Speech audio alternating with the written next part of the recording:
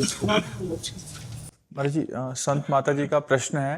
महाराज जी आप कह रहे थे कि आपने भारतीय संप्रदाय में दीक्षा लिया था और गुरुदेव के उधर ही जहाँ आश्रम में ही 10 साल से थे, बट अभी क्या हुआ, पूर्व संस्कार थे या कैसे ही इनकी प्रीति भगवत मार्ग में प्रेम मार्ग में हो गई और नारायण नाम से इनको बहुत प्रेम हो गया महाराज जी। बट महाराज जी अभी क्या है, शरीर भी कैंसर रोग से ग्रसित हो गया, अभी साधना का भी कोई वो नहीं रहा और मतलब दवाइयाँ चल रही हैं, फिर बार बार नींद आती है, फिर अभी इनको समझ नहीं आ रहा कि आगे का मार्ग कैसे करें, क्योंकि इनका बिल्कुल रुचि नाम में हो गई। आपका सत्संग सुनते हैं, हाँ, तो अभी का मार्ग आगे का बस करें। हर समय नाम जप करते रहो। शरीर जिस समय छूट जाएगा उसी समय भगवान की प्राप्ति हो जाएगी। इसमें ये नहीं होता कि इतना जपने के बाद ही मोक्ष प्राप्त होता है। अगर हम अभी बोले नारायण और हमारा शरीर छूट जाए तो हमें अभी भगवत प्राप्ति हो जाएगी। अब कब शरीर छूटेगा इसका पता नहीं, इसलिए मुझे हर श्वास नाम जप करने का अभ्यास करना है कि एक भी क्षण हमारा नाम से विमुख न जाए, हर समय नाम चलता रहे। इसलिए चिंता की तो कोई बात नहीं, हर समय नारायण नारायण नारायण जपो। मार्ग में जहाँ दीक्षित हुए थे वहाँ अद्वैत मार्ग था, वो काफी समय उसमें, बट अभी बिल्कुल रुचि उधर रही नहीं। नाम जप करो, नाम जप करो, द्वैत के चक्कर में मत पड़ो। नजरों में हम मूर्ख हैं, वो गुरु अपराध तो नहीं हो रहा है ऐसे। नारायण ही गुरु हैं, नारायण रूपी गुरु की शरण में हो, उनका नाम जप कर रहे हो, सब द्वैत अद्वैत का ज्ञान सब कुछ हो जाता है, भगवान के भजन से होता है। खूब नाम जप करो। क्या सन्यासी लोग नारायण नारायण नहीं कहते? ओम नमो नारायण है तो फिर बस फिर आप चिंता मत करो, खूब नाम जप करो। डॉक्टर शुभ्रा दुबे जी, केडी मेंट। राधे राधे महाराज जी। महाराज जी हमेशा मन में नेगेटिव बात ही पहले क्यों आती है, मतलब हम पॉजिटिविटी क्यों नहीं लेके आ सकते उसको? हृदय हमारा जब अपवित्र होता है तो नकारात्मक सोचें फेंकता है, और जब पवित्र होता है तो सकारात्मक सोचें। तो हमें नाम जप के द्वारा, शास्त्र स्वाध्याय के द्वारा, तीर्थ अवगाहन के द्वारा, संत समागम के द्वारा अपने हृदय को पवित्र करना चाहिए, जिससे हमारा हृदय सकारात्मक सोच वाला हो जाए। यदि सकारात्मक सोच वाला हो गया तो भारी से भारी दुख और विपत्ति में भी हम उसे सह करके आनंद पूर्वक पार कर सकते हैं। अगर नकारात्मक सोच रहा तो सुख सुविधा में भी वो नकारात्मक सोच लाकर हमें दुख दुविधा में फंसा देगा। भारी चिंता, भारी शोक, कहीं ऐसा ना हो जाए, ऐसा हुआ तो कहीं ऐसा ना हो जाए, वो इतने निगेटिव सोच डाल देता है कि आदमी सुख सुविधा में है, कोई समस्या नहीं, फिर भी वो समस्याओं में फंसा रहता है आंतरिक। और इतना समस्या बढ़ जाती है जब हमारे पाप बढ़ जाते हैं। देखो आदमी को एक रास्ता नजर आता है, कितने लोग हैं जो अपने आप को नष्ट कर देते हैं। ये नकारात्मक सोच का परिणाम है। निगेटिव बढ़ता चला गया, डिप्रेशन में पहुंच गया, डिप्रेशन में बस कुछ कंट्रोल नहीं रहा, अपने आप को करने। इसलिए हमें लगता है नकारात्मक सोच बढ़ने लगे तो उसे तुरंत रोको। गंगा आदि पवित्र नदियों का अवगाहन करो, स्नान करो, पवित्र ग्रंथों का स्वाध्याय करो, संतों का संग करो, नाम जप करो। इससे आपका हृदय पवित्र हो जाएगा, और पवित्र हृदय में ही सकारात्मक पॉजिटिव सोच होती है।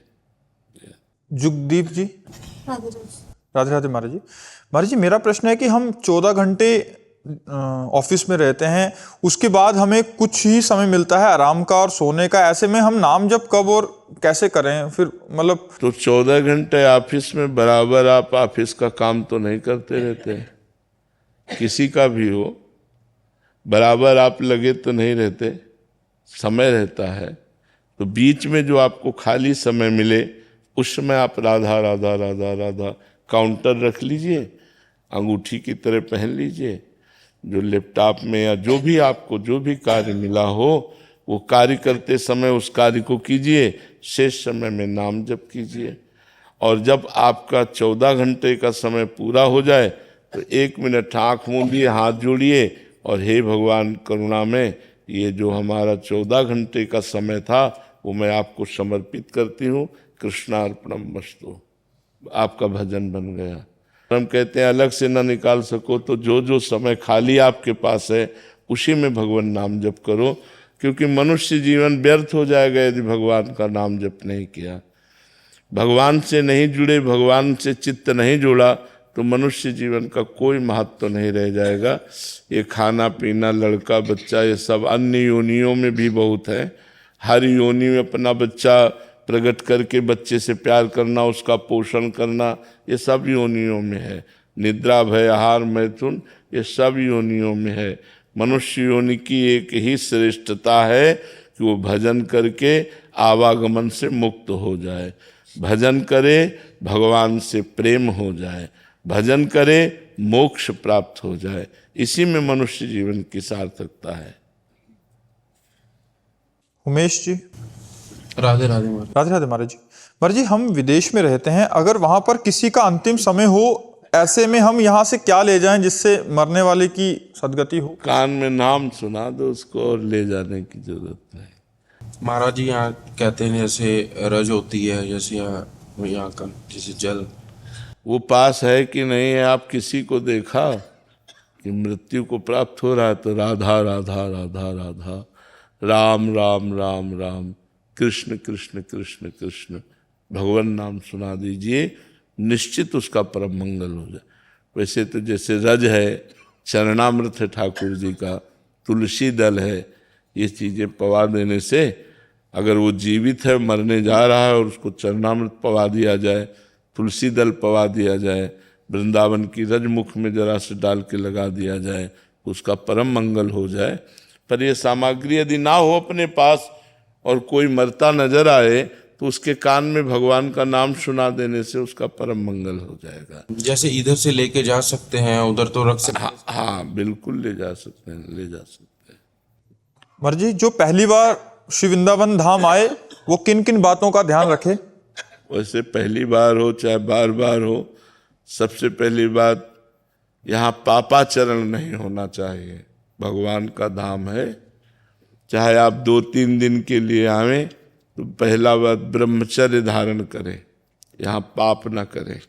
धाम में पापाचरण का दूसरा हिस्सा मदिरा या कोई भी व्यसन न करें।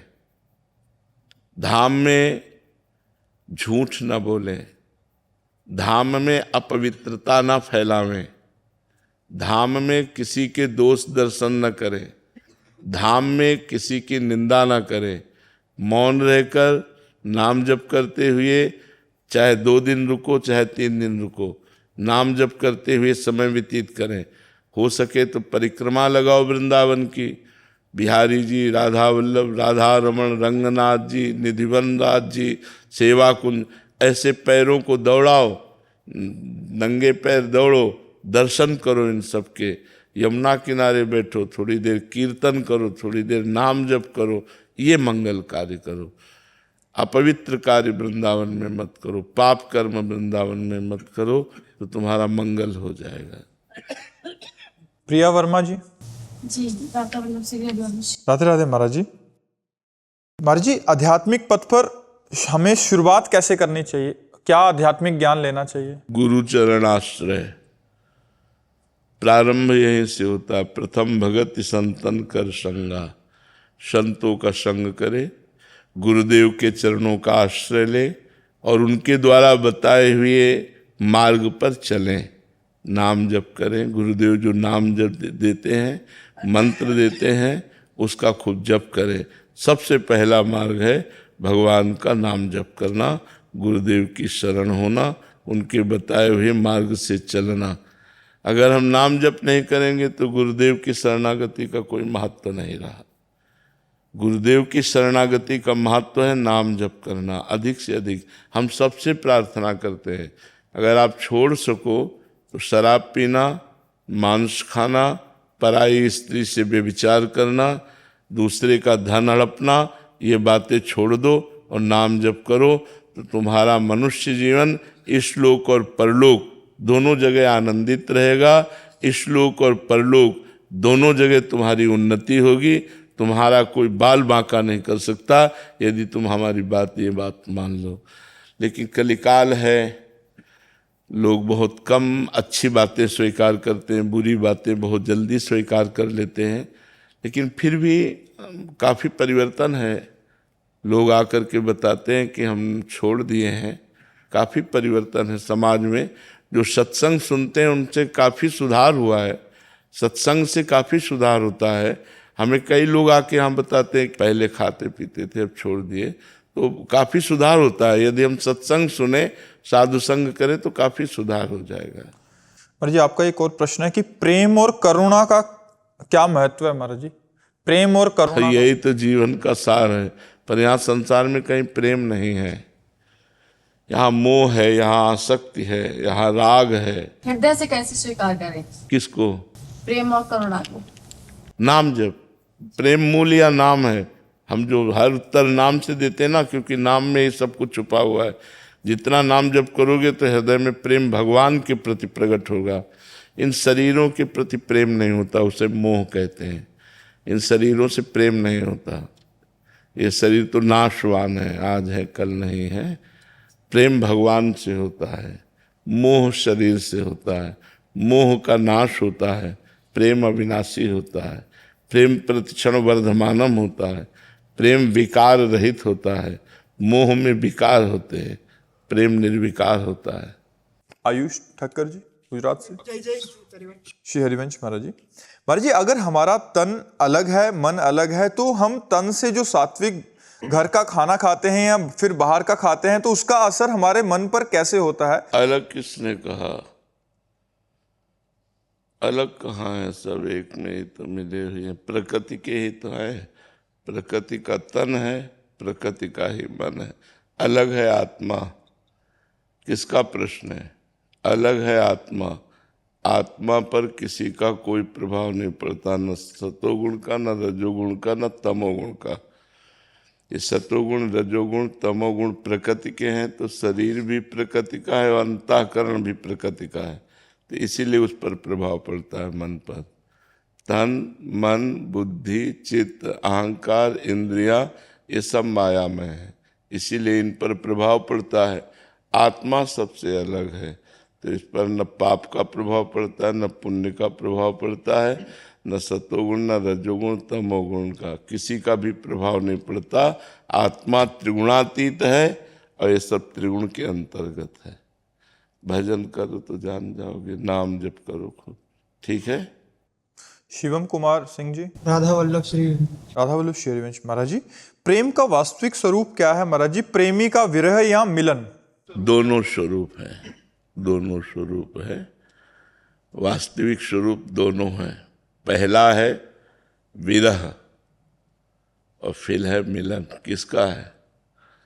हाँ, और पहला और दूसरा दोनों एक साथ बने रहते, कभी पूर्ति नहीं होती।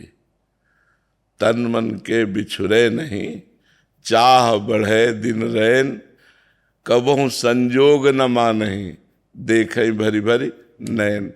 ये प्रेम का स्वरूप है कि न तन से दूरी है और न मन से दूरी है, पर तृप्ति नहीं हो रही।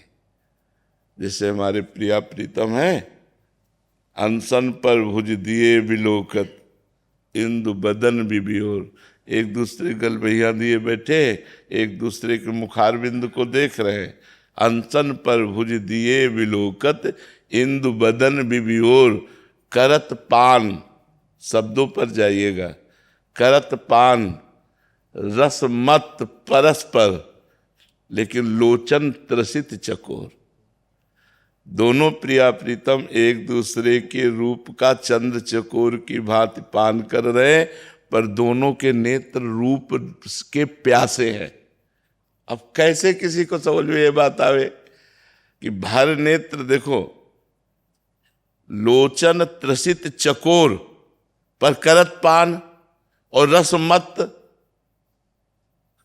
पान कर रहे हैं, रूप रस का पान कर रहे हैं, उस रस की मस्ती भी है, पर परस्पर लोचन त्रसित चकोर।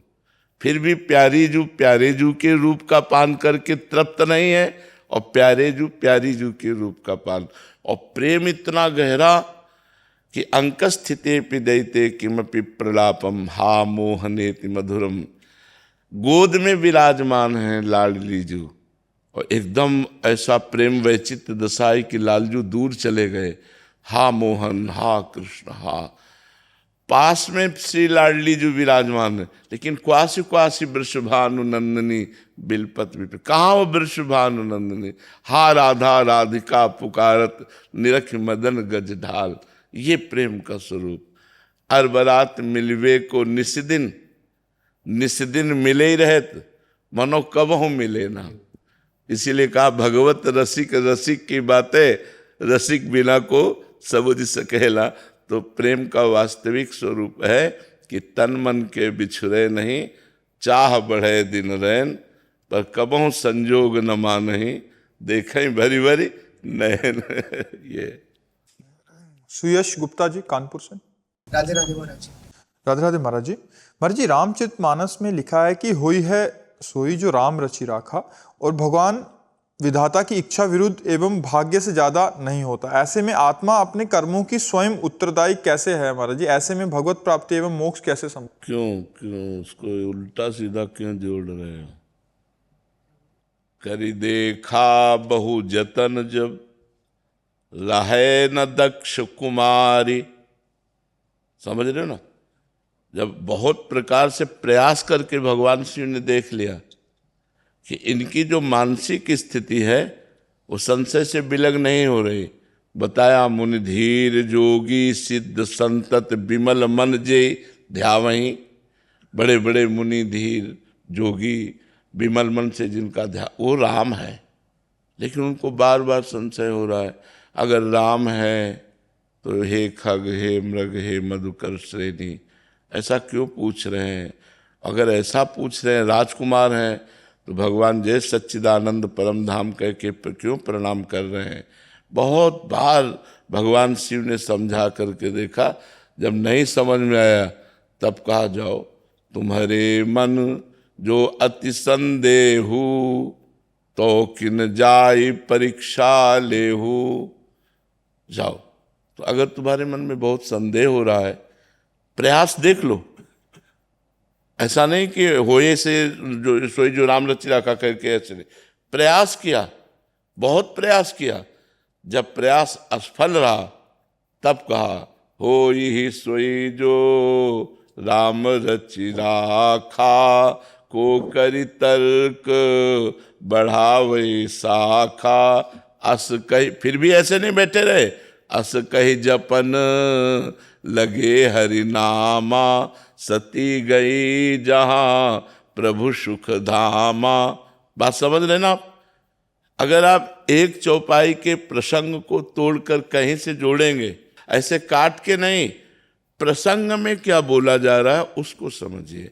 यहाँ होई सोई जो राम रचि राखा तब बोले जब पूरा प्रयास करके देख लिया और सती जी का संशय नहीं गया, तब कहा जाओ तुम परीक्षा लो, अब वही होगा जो भगवान ने रच रखा है। समझ पा रहे ना? मनुष्य जीवन प्रारब्ध के अधीन नहीं है। प्रारब्ध के अधीन सुख और दुख है। मनुष्य जीवन क्रियमाण करके पुरुषार्थ के द्वारा नए प्रारब्ध की रचना के लिए है, नए भाग्य की रचना के लिए, तभी वो मोक्ष या प्रेम या भगवत साक्षात्कार प्राप्त कर पाता है। ऐसा थोड़ी है कि हमारे जो भाग्य में लिख दिया गया है बस उतना ही होगा, इसके आगे कुछ नहीं होगा। कैसी बात करते हो? फिर मनुष्य जीवन की दुर्लभता क्या रही? दुर्लभो मानुषो देहो, फिर इसकी दुर्लभता क्या रही? वो केवल प्रारब्ध भोग भोग सकता है। हम नए प्रारब्ध की रचना करेंगे, हम नए भाग्य की रचना कर सकते हैं। ये हमारे मनुष्य शरीर की दुर्लभता है। बात समझ में आ रही है ना बच्चा? अब इधर की बात इधर जोड़ करके दोनों को तो फिर वो नहीं बन पाए। प्रसंग से प्रसंग, बुद्धिमान आदमी वही है जो प्रसंग से प्रसंग को जोड़े, तब उत्तम उसका अर्थ निकल पाएगा। नहीं तो फिर गड़बड़ हो जाएगा ना।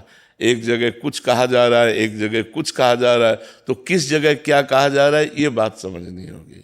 कि भगवान ने जो भाग्य में लिखा है, यदि उससे ज्यादा अगर समय से पहले भाग्य से ज्यादा किसी को नहीं मिलता, और ये भी कहा जाता है कि कर्म से ही भाग्य बनता है, कर्म से भाग्य बदला जा सकता है।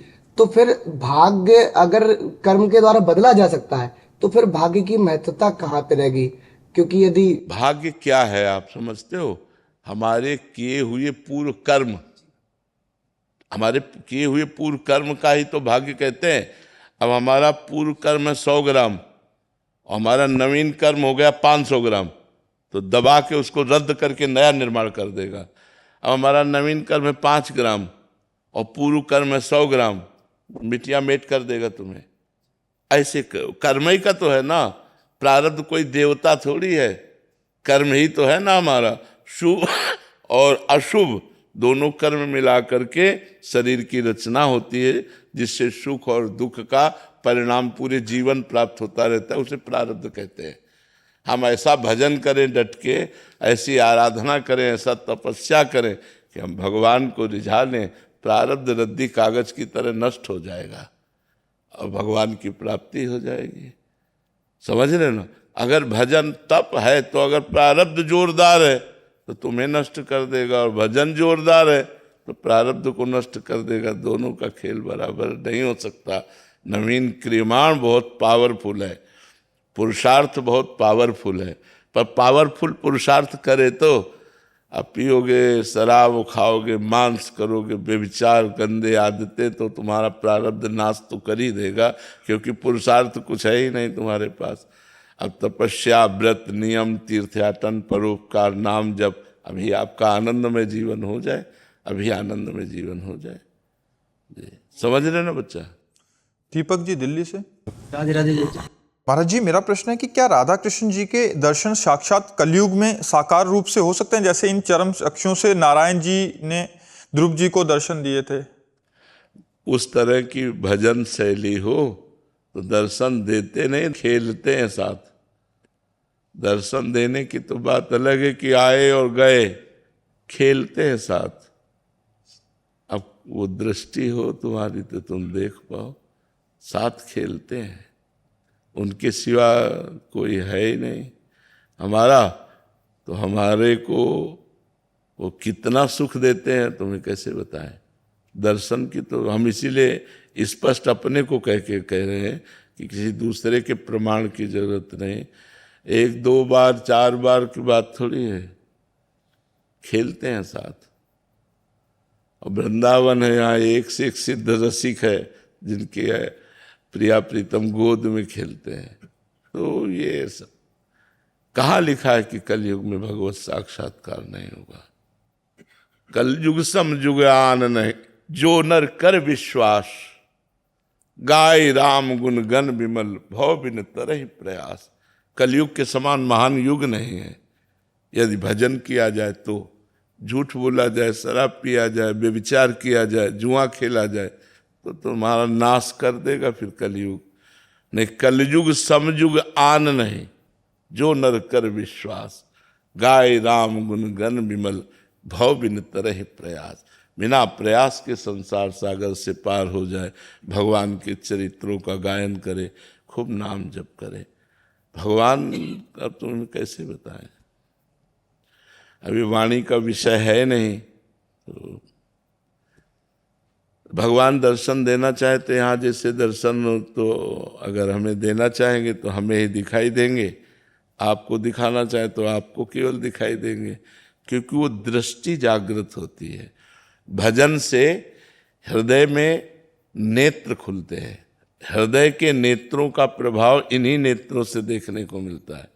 जैसे ज्ञानी के ज्ञान चक्षु बुद्धि में प्रकट होते हैं तो उसे ब्रह्मबोध होता है, ऐसे भक्त के मानस चक्षु प्रकट होते हैं, उनसे वो भगवत साक्षात्कार करता है। बिल्कुल हो जाएंगे भगवत साक्षात्कार। और कितने भाई जी, राधा बाबा, इन सबको भगवत साक्षात्कार खूब डट के हुआ है, ऐसे चरण स्पर्श किए हैं प्रिया प्रीतम के। तो अब भजन न करोगे तो एक अलौकिक बात लगती है। अच्छा, जैसे आपको 24 घंटे एक कमरे में बंद कर दिया जाए, कोई मनोरंजन नहीं, किसी से कोई बातचीत नहीं, सादा अनुकूल भोजन दिया जाए, आप कितने दिन रह सकते हो? किसी से बातचीत नहीं करना, केवल कमरे में बंद रहना है। तो एक आश्चर्यमय जीवन लगेगा कि नहीं लगेगा?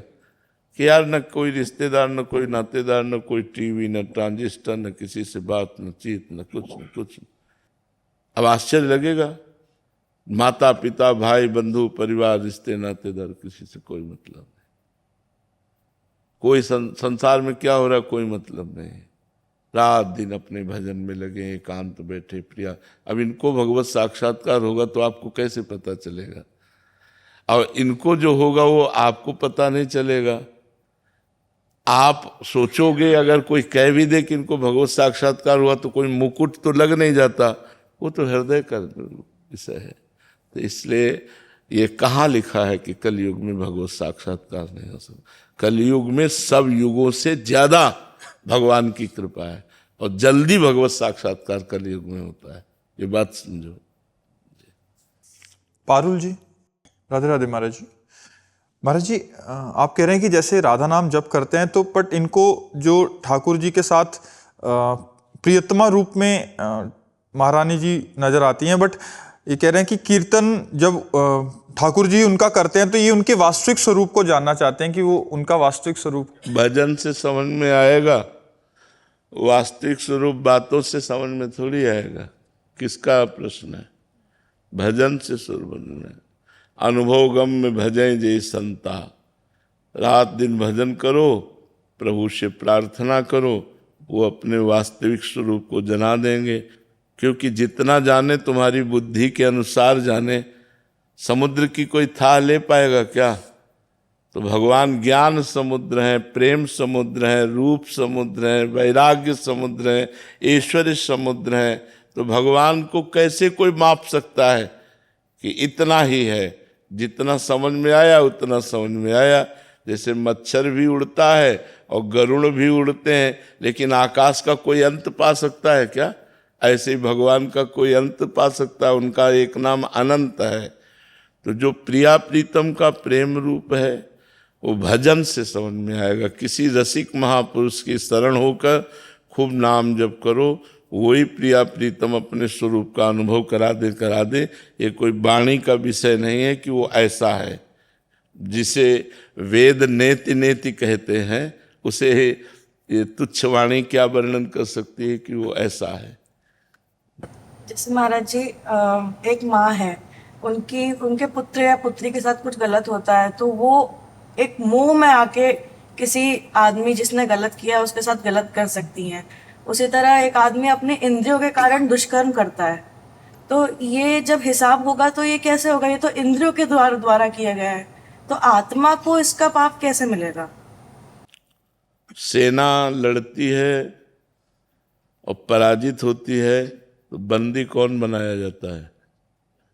राजा। पराजय किसकी मानी जाती है? राजा की मानी जाती है। सेना अगर विजयी हुई तो जय किसकी मनाई जाती है? बस ये जो इंद्रियों का और मन का गलत या अच्छा करना है, उसका परिणाम आत्मा के ऊपर जाएगा। वो राजा है, उसको भोगना पड़ेगा। अगर इंद्रियां गलत हैं तो सुअर कुत्ता आदि दुर्गति को वही आत्मा प्राप्त होगी। अगर इंद्रियां सही हैं तो देवलोक, तपलोक, महालोक, जनलोक, ये इंद्रियां भगवान में लय हो गई तो वही आत्मा भगवान को प्राप्त हो जाती है। बात समझ में आ रही ना? हाँ, ये इंद्रियां उसकी सेना है। काम क्रोध से पराजित हो गई तो दुर्गति, और काम क्रोध से जीत गई तो सदगति। तब भगवान ने यही तो कहा, मयि एव मन आधत्स्व मयि बुद्धिम निवेशय। तो निवशेष्यसि मयि एव अत ऊर्ध्वं न संशया। तुम अपने मन और बुद्धि को मेरे में लगा दो तो मेरे में निवास करोगे, इसमें कोई संशय नहीं है। तो लगाओ मन बुद्धि को प्रभु में लगाओ, नहीं लगाओगे तो दुर्गति को प्राप्त होगे। क्योंकि मन बुद्धि अगर प्रभु में नहीं लगेंगे तो भोगों में लगेंगे, गलत आचरणों में लगेंगे, तो उनकी दुर्गति तो पक्की है। तो मन बुद्धि की दुर्गति क्या है? आत्मा सहित उसको बंधन प्राप्त होगा। क्योंकि कंट्रोल क्यों नहीं किया? राजा के हुक्म से ही सेना आक्रमण करती है। अगर सेना कमजोर हुई तो राजा कमजोर माना जाता है, और सेना बलवान हुई तो राजा बलवान माना जाता है। ऐसे ही हमारी इंद्रियां यदि भोगों में गई और परास्त हो गई तो हमारी दुर्गति पक्की। ऐसा देखो, यहाँ भी देखो, मान लो इंद्री से कोई पाप बन गया तो पिटाई किसकी होती है? पूरे शरीर की होती है, और सजा आत्मा सहित पूरे शरीर को 20 साल की कैद। उसी इंद्री को कष्ट दिया जाता है जिस इंद्री ने पाप किया है, लेकिन नहीं, पूरे शरीर को कष्ट दिया जाता है, पूरे तीनों शरीरों पर उसका प्रभाव पड़ता है, उसको जेल होती है, आत्मा को क्लेश होता है, नहीं होता है? तो इसलिए हमको अपनी इंद्रियों को बचा के रखना है। कलिकाल है, बहुत हाहाकार बचा हुआ है गंदगी का, गंदी वायु चल रही कलिकाल में। बेविचार, नशा, चोरी, हिंसा, ये सब बाहुल्यता, जो बच जाए वही बच जाए। कितना गंदा स्वभाव होता चला जा रहा है हमारे समाज का। एक भाई भाई के प्रति प्यार नहीं है। मतलब आश्चर्य की बात है, हमें तो भाई शब्द से ही लगता है कि ये प्यार हो जाना। हमारा भाई है तो हमें कितना प्यार होना चाहिए, हमारी माँ है हमें कितना प्यार होना चाहिए, हमारा पिता है कितना प्यार होना चाहिए। ये सब संबंधों में एक छल कपट आ गया, एक बहुत दूरियां हो गई, इतना स्वार्थ बढ़ गया। ये कलिकाल मतलब बड़ा विचित्र है। पति पत्नी कितना प्यारा संबंध है, क्या हो रहा है सब? देखो कलिकाल की हवा कैसी चल रही, कितना गंदा होते जा रहे हैं, हर संबंध गंदे होते चले जा रहे हैं। तो हमारी इंद्रियां गंदी होती जा रही है, हमारी दुर्गति का कारण बनता चला जा रहा है। ये तो कहो भगवान की बड़ी कृपा है कि आप लोग कृपा करके साधु समाज में आए हैं, सत्संग सुन रहे हैं, अपने जीवन को संभालना चाहते हैं। ये तो कौन सब मौज मस्ती संसार की ऐसी हवा चली हुई है कि पूछो मत। कोई बिरला ऐसा होगा जो धर्म से चलना चाहे, नहीं सब मनमानी चलना चाहते हैं, नहीं चलना चाहते। जो मनावे सो खाओ, जो मनावे सो पियो, जो मनावे सो करो, तो इससे तो दुर्गति हो जाएगी। धर्म से चलोगे, धर्म से खाओगे पियोगे, धर्म से कमाओगे तो तुम्हारा मंगल हो जाएगा। द्रोण जी गुजरात से। जी हरिवंश महाराज। जी राधे राधे महाराज जी। महाराज जी, काशी में भोले बाबा का साक्षात्कार को ही भगवत प्राप्ति माना जाएगा, जैसे आप? हाँ बिल्कुल, पूर्ण है। हाँ पूर्ण है। भगवान शिव, भगवान श्री हरि, भगवान ब्रह्मा जी, ये सब भगवत स्वरूप है, सब भगवत स्वरूप है। पर जब प्रेम की बात आती है तो देखो भगवान शंकर भगवान श्री कृष्ण के चरणामृत को अपने माथे पे धारण किए हुए हैं। गांगम वारि मनोहारि मुरारि चरणच्युतम त्रिपुरारि शिरश्चारि पापापहारि पातु माम। मुरारी चरणच्युतम, मुरारी के चरणारविंद से जो गिरा हुआ चरणामृत है वही गांगम वारी मनोहारी। मनोहर गंगा जी भगवान शिव की जटा में विराजमान। जब भागीरथ जी ने तपस्या की गंगा जी को प्रसन्न करके भूतल पे लाने के लिए ब्रह्मा जी को रिझा लिया, तो गंगा जी ने कहा मुझे भूतल पर रोकेगा कौन, क्योंकि मैं ब्रह्मलोक से जाऊंगी तो सीधे रसातल पहुंच जाऊंगी। तब भगवान शंकर से आराधना की कि आप रोक सकते हो। तो भगवान शंकर अपनी दृष्टि से भी गंगा जी को रोक सकते थे, कर कमल में भी रोक सकते थे। भगवान शंकर हैं, लेकिन हरि का चरणामृत है इसलिए जटाएं खोल दी। और ऐसी जटाएं भगवान शिव की कि जटा कटा सम भ्रमम भ्रमण नीलम निर्जरी विलोलभी चिवल्लरी विराजमान मूर्धन। गंगा जी को निकलने का रास्ता ही नहीं मिला। जटा कटा सम भ्रमम भ्रमम नीलम निर्झरी। फिर एक जटा खोली, 3 धाराएं प्रकट हुई, अलकनंदा, भागीरथी, मंदाकिनी। तो अलकनंदा स्वर्ग में विराजमान है, भागीरथी पृथ्वी में विराजमान है, और मंदाकिनी नीचे पाताल में विराजमान है।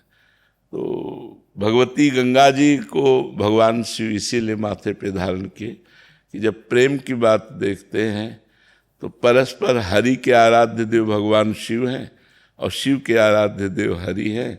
तो चाहे हरि का साक्षात्कार करो तो पूर्ण है, चाहे शिव का साक्षात्कार करो तो पूर्ण है। वो ब्रह्म है, शिव साक्षात ब्रह्म है, हरि साक्षात ब्रह्म है, लीला के लिए रूप धारण किए हुए हैं। फिर पीछे आपने नाम अपराध में भी ये बात बताई। हाँ जो अर्थात हाँ बिल्कुल नहीं, इनमें भेद नहीं, हरि और शिव में भेद नहीं करना। भेद करने से नामापराध लगता है। और खास बात आपको बता दें कि भगवान की भक्ति विशुद्ध, जिसे भक्ति कहते हैं, वो तभी प्राप्त होती है जब शिव आराधना होती है। अयोध्या वासियों को भगवान श्री राम ने एकत्रित करके बैठाला और कहा, औरो एक गुपुत मत सबई कहाँ कर जोरी, शंकर भजन बिना नर भगति न पावे मोरी। स्पष्ट वर्णन किया कि औरो एक गुपुत मत सबई कहाँ कर जोरी। अयोध्यानाथ है, लेकिन कैसे दैन्यता से कह रहे हैं कि मैं हृदय की गुप्त बात कहता हूँ। शंकर भजन बिना नर भगति न पावे मोर। बिना भगवान शिव की आराधना के हरि की भक्ति प्राप्त नहीं की जा सकती। शिव द्रोही मम दास कहावा, सो नर मोह सपने नहीं भावा।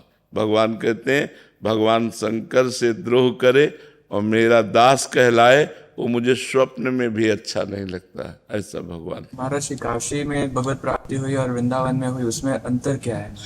काशी में भगवत प्राप्ति हुई भोजन और वृंदावन में भगवत प्राप्ति हुई पानी। भोजन के बाद प्यास लगती है ना, उसकी पूर्ति हो गई। काशी में भगवत प्राप्ति के बाद जो प्रेम की पिपासा है, जैसे अभी जो प्रेम की बात कही कि तन मन के बिछड़े नहीं चाह बड़े दिन है, जो पिपासा है उसकी पूर्ति वृंदावन में हुई। प्रेम की जो पिपासा है वो वृंदावन में पूर्ति हुई, क्योंकि सारा वैभव एक का है, तत्व तो एक ही है, दो नहीं है। पर काशी में बोध होता है और जो वृंदावन है ये रमण स्थली है, रासस्थली है।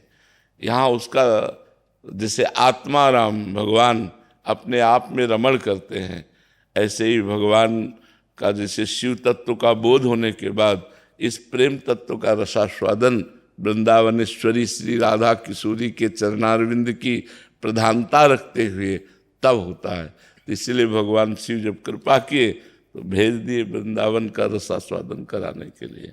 जी आप कुछ कृपा करके यहाँ भेज दिया और यहाँ पूर्णता दे दी। महाराज जी, क्या उधर भी कोई ऐसा वो है कि उनके साकार रूप से ही साधना भक्ति में तल्लीन हुआ जाए, ऐसा मार्ग भी है? हाँ बिल्कुल है। दोनों साकार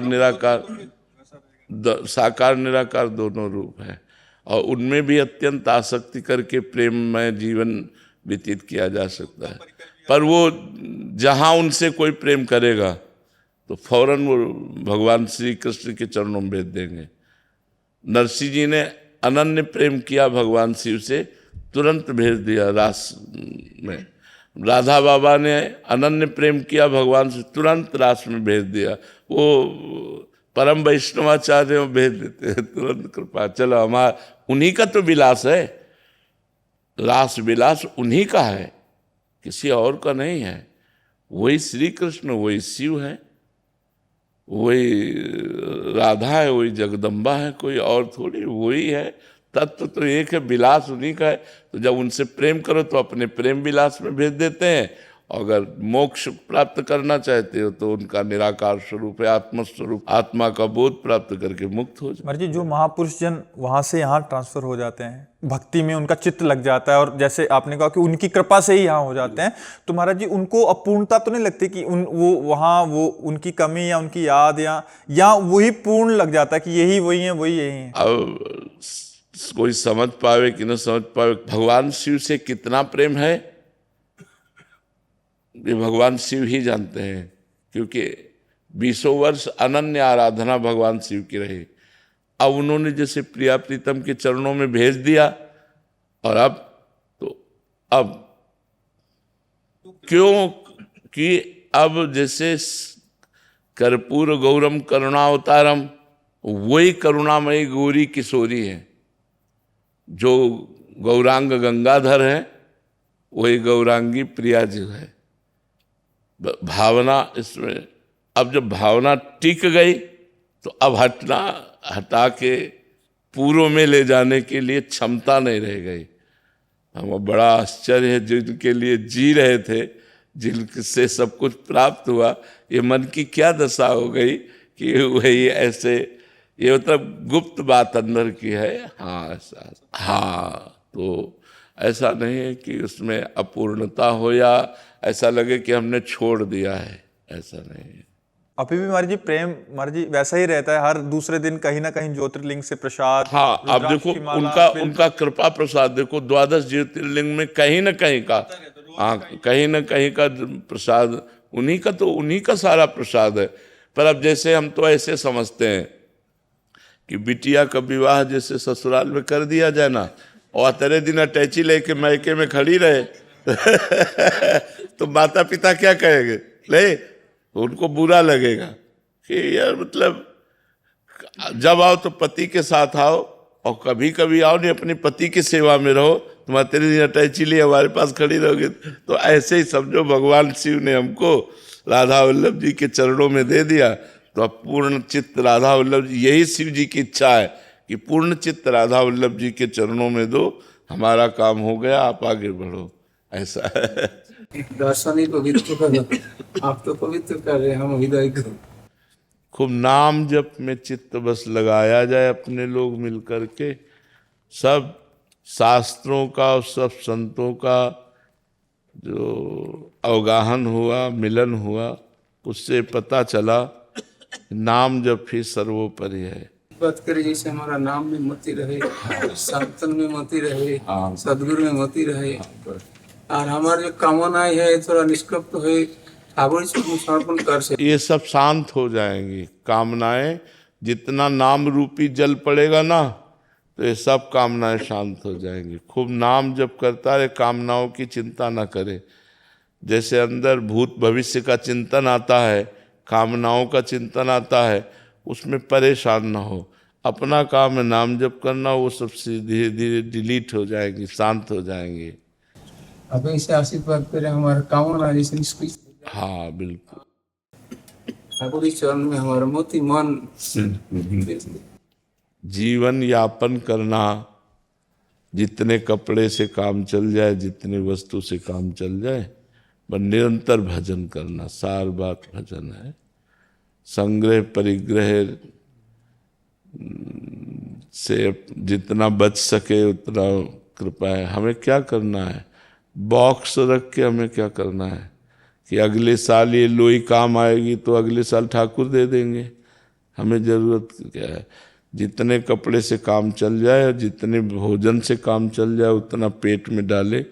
बस वही बुद्धिमान जो एक एक मिनट भजन में अपना समय लगावे, वही परम चतुर जो संसार से अपने को बचा के प्रभु में अपने जीवन को लगा दे। नहीं तो ये सम्मान प्रतिष्ठा और सब दुनिया का बाजार लग जाती है, फिर वो भजन में चित्त नहीं लगता। इसलिए गुप्त रूप से अगला पगला बन करके भजन कर ले जाए तो बहुत जोर की बात होती है। नहीं, अपने को बुद्धिमान साबित ना करे, गंवार साबित करके अगर निकल जाए तो बहुत बड़ी बात है। बुद्धिमान साबित कर दिया तो संसार फंसा लेता है, पकड़ लेता है, और वो फिर पूजने लगता है, चेला बन जाते हैं, फिर हो गया भजन। भजन हो गया, जो एकांतिक भजन था वो सब खत्म हो जाता है। बस वही उन्हीं के आशीर्वाद, उन्हीं का पोषण। और कहाँ आए थे श्री कृष्ण को रिझाने, और कहाँ रिझाने लगे संसार को। सागर ही बढ़ते ही जाते हैं, सागर कामना तो सागर है, वो तो बढ़ता ही जाता है।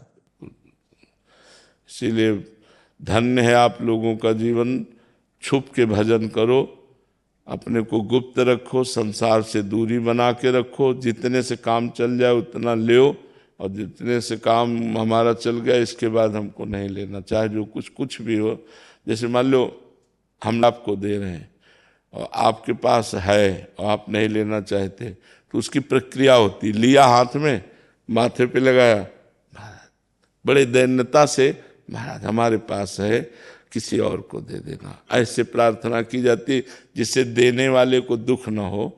जैसे मान लो गृहस्थ कोई दे रहा है तो उससे तो इतने नहीं हमें नहीं चाहिए, लेकिन अगर विरक्त कोई दे रहा है तो हम पहले लेते हैं और उसे माथे में लगाया और फिर महाराज हाँ हमारे पास है, हाँ पैसा ऐसा। तो खूब भजन करो, बस प्रार्थना है कि अगला पगला बन करके कोई पूछे भजन संबंधी बात तो बात ना बतावे।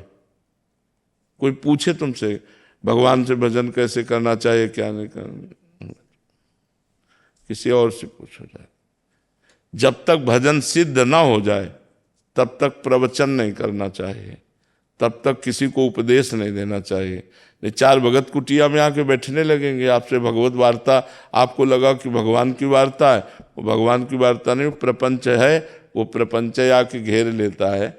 इसलिए जैसे गृहस्थी लोग आके बैठे हैं वैसे कोई प्रश्न उत्तर नहीं, कोई भगवत चर्चा नहीं, कोई वैराग्य की बात नहीं, चुप शांत एकदम, जब तक भजन न हो जाए। अब जब ये लगता है कि भगत आएंगे कुछ देंगे तो अभी भगवान पे विश्वास नहीं है। ताला लगा के बैठ जाओ, अगर अंदर तुम्हारे भोजन की व्यवस्था भगवान न कर दे तो हमें बताना। अंदर से ताला लगा के बैठ जाओ, ये हम देखा है, खुद अनुभव किया है, खुद अनुभव किए हैं। मतलब अब ये तो अभी कुछ दिनों का है भाई, वो पूछे तो विरक्त भाव से ही संसार में रहे, घोर विरक्त भाव से 8-8 दिन भोजन नहीं मिला गंगा किनारे, ऐसे जीवन व्यतीत किए हैं। तो वैराग्य से रहो। नए बच्चे हो बिल्कुल, माता बहनों से तो कसम खा लो इस बात की कि हमें माता बहनों से नहीं मिलना, ये तो कसम खा लो, कसम पूर्वक हमें माता बहनों से नहीं मिलना, चाहे जितने कोई भक्त हो चाहे जो कुछ हो, दूर से प्रणाम दूरी। अगर ब्रह्मचर्य से रहना है और आजीवन भजन करके भगवान को प्राप्त करना है तो बस इससे दूरी हो जाओ। कुछ नहीं, किसी की कुछ ना सुने, चुप भाग ले। माया से युद्ध नहीं करना, माया से पीठ दिखा के भागना है, भगवान की तरफ माया की तरफ पीठ कर ले और भाग जाए। जैसे कोई बाबा राधे श्याम बोले नहीं, सुनाई नहीं दे रहा, तुम राधे श्याम भी नहीं बोल सकते, अपने चुपचाप चला जा रहा है, उसको कोई मतलब नहीं। ऐसे चलना चाहिए। नए साधुओं खूब भजन करो डट करके, बच्चा बड़ा भाग्य, भगवान ने बड़ा भाग्य दिया। अब हम ललचाते हैं पीछे के जीवन को याद करके कि वो गंगा किनारे का जीवन, पूरी सर्दी में एक वस्त्र, केवल एक वस्त्र धारण किए, रात दिन भगवान के भजन में। जो आकाश वृत्ति से गंगा किनारे आ गया, मिल गया वही खाना, नहीं कई कई दिन भूखे रहना, पर बड़ा आनंद बना रहता था। इसलिए आप लोगों को देख करके मन ललचाता है और यही प्रार्थना करते हैं कि 2 साधन है, एक बाहरी साधन है, एक आंतरिक साधन। बाहरी साधन ये है कि हमको कोई भी वस्तु ज्यादा नहीं रखनी, 2 लंगोटी, 2 अचला, 1 लोई, 1 कंबल, जितने से सहज में ठंडी लगनी चाहिए, रात्रि में ठंडी लगनी चाहिए, इतना कपड़ा होना चाहिए। क्योंकि ठंडी लगेगी तो हरे कृष्ण निकलेगा, नहीं तो 8 घंटे चुपचाप उसी में सोते रहेंगे। और आंतरिक साधन हर समय नाम जप, बाह्य साधन प्रतिग्रह शून्य और आंतरिक साधन भगवत चिंतन परायण। खूब भगवान का भजन करो। दंडवत। बड़ा सुख मिला आप संतों के दर्शन से। हाँ, भजन तो होता नहीं बाबा, ये तो आए राधे के लिए, लेकिन ऐसा भजन जैसे होना चाहिए होता नहीं। ऐसे हमको भी लगता है कि अभी जितना भजन में पूर्ति तो कभी हो ही नहीं सकती, जितना भजन करोगे उतने। श्रीधर बाबा कालीदय के थे, जब शाम के जाते थे तो वो यही कहते थे, बाबा राधा रानी से कृपा करो कि उनसे कहो कि हमारा भजन बन जाए, उनसे भजन नहीं होता, और दिल भर भजन करते रहते। भजन का फल यही है कि हमें भजन में अतृप्ति, असंतोष पैदा हो जाए।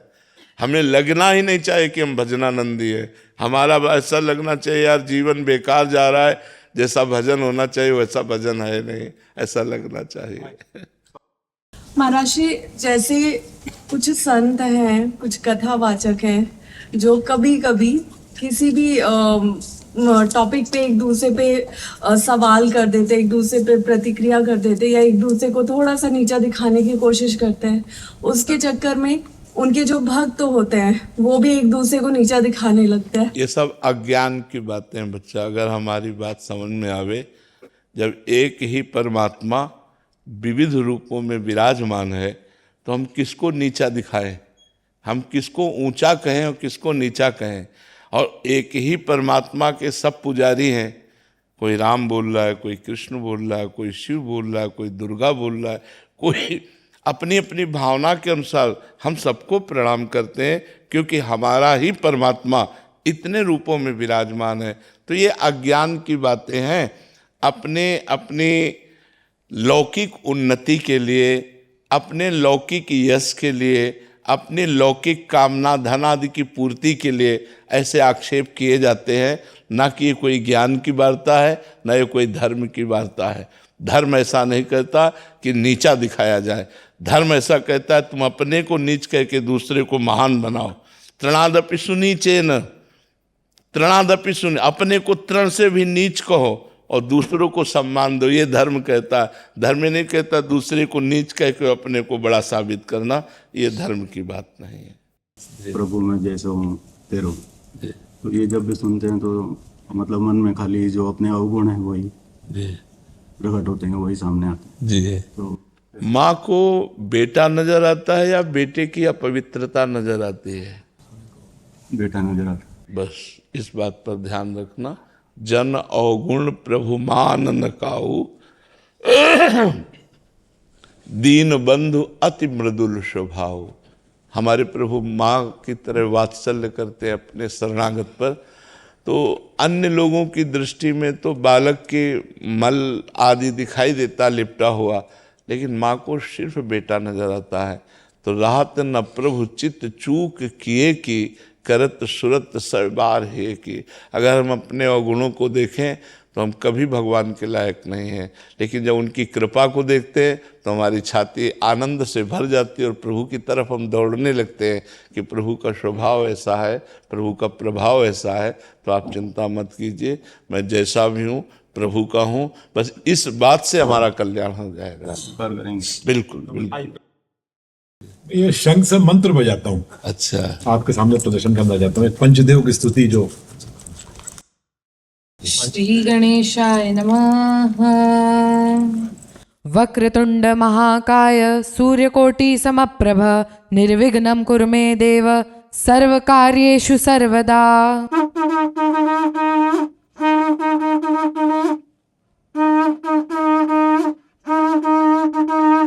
सर्वमंगलमांगल्ये शिवे सर्वार्थ साधिके शरण्ये त्र्यंबके गौरी नारायणी नमोस्तुते।